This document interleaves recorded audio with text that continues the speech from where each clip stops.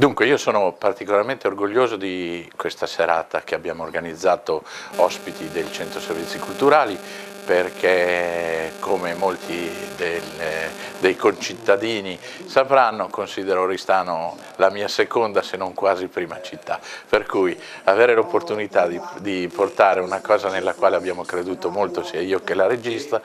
alla visibilità di tutta la città mi rende particolarmente felice questa sera. Il progetto ve lo racconta meglio Daniela. Io vi posso dire che è all'interno delle possibilità della nostra sede di poter fare qualche piccola produzione, per cui ci impegniamo da questo punto di vista e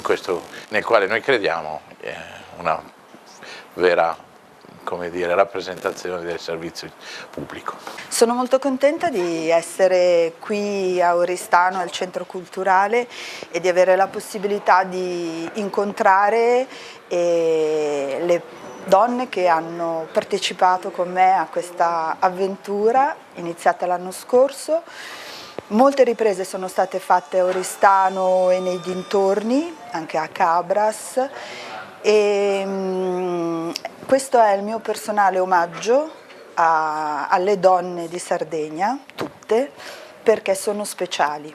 e questo forse lo devono in parte anche alle dee che numerose regnano sovrane all'interno del Museo Archeologico di Cagliari.